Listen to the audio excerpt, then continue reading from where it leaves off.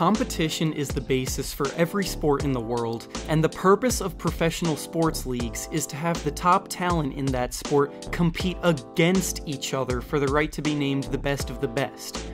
Hard work, determination, and passion are necessary in the grind to the top of the sporting world, and the common phrase, "in order to be the best, you have to beat the best," holds true in almost every sporting event in history. The Golden State Warriors, however, have been playing by a different set of rules for the last 2 years now, and show no signs of stopping their approach to the top. When they won 73 games in the regular season of 2016, they officially put the league on notice by declaring themselves the best team in the NBA. Unfortunately, their star players didn't exactly play as well as they are capable of playing in the finals, and they proceeded to blow a 3-1 lead in that series. Most teams would use that experience as a lesson to learn from, work extra hard in the offseason, and maybe add a few new players that can help elevate their level of play. The Warriors that summer took this idea to the extreme and took the easy way out by adding an MVP in his prime, Kevin Durant, to the team. It guaranteed that they would win the next 2 finals easily, which they did, and entering this offseason there was little hope that any other team would slow them down anytime soon. Then today happened, and once again the Warriors showed how shameless they are in their quest for wins. They signed Demarcus Cousins, who is widely viewed as a top 2 center in the NBA and has made numerous All-NBA teams in his career, now making every single player in the Warriors starting lineup All-Stars. What does this mean for the rest of the NBA?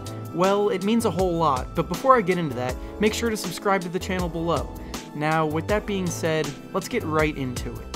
To start, the fans of the league may claim that they won't watch the league this year because of how pissed off they are at this situation, but that just isn't true no matter how badly they want it to be. They have every right in the world to be upset, because God knows I am too, but realistically this will only help the ratings.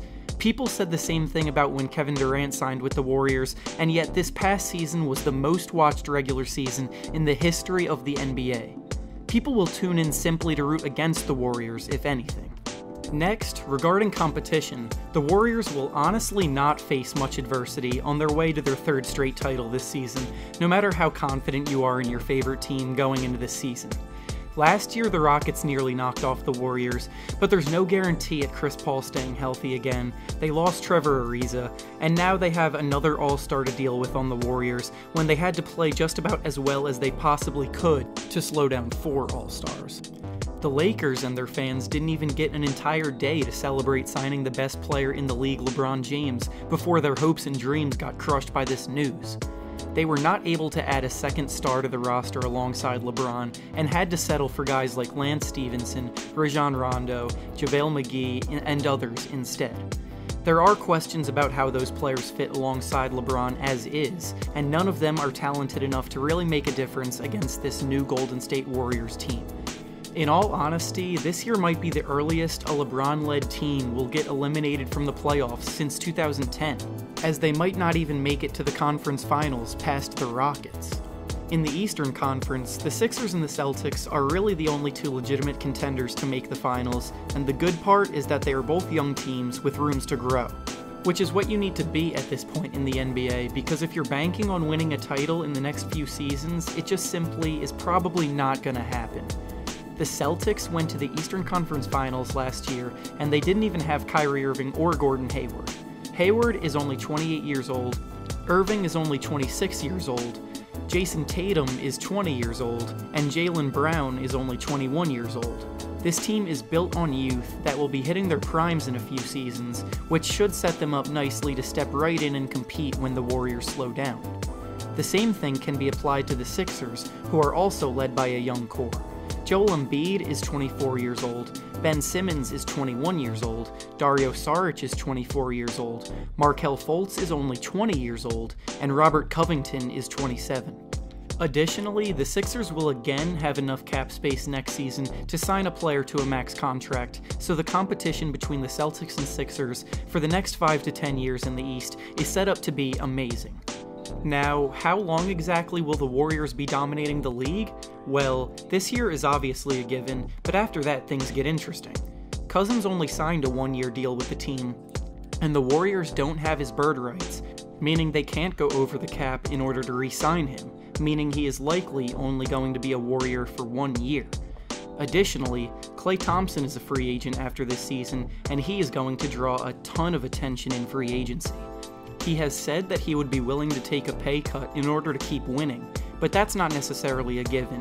If he leaves next summer, then the Warriors' reign might slow down after only a year, which is at least a little bit exciting, but if he stays true to his word and stays on the team, then the Warriors will be the favorites to win the league for at least the next 2 seasons. In the offseason of 2020, Draymond Green becomes a free agent, and by then the Warriors will have another decision to make. If Klay stays, then they will have to decide whether they want to become the highest paid team in the league's history for the sake of winning. If they don't and let Draymond walk, then maybe 2 years is all it's going to be for their reign. However, if he stays, there's a real chance that the Warriors will sit atop the league for another 3 seasons at the bare minimum. After 3 seasons, the team will likely still be contenders, but they will also all be in their 30s in age, and they might start to slow down. Obviously, nothing in the NBA is a given, and things can change in a second in this league, but unfortunately the league will still be dominated by the Warriors for the foreseeable future unless another team develops into a super team to face off with them. And with that being said, that's all I have for you today. Let me know what you guys think down in the comments below, leave a like on the video, and subscribe to the channel. And on that note, I'll see you guys next video.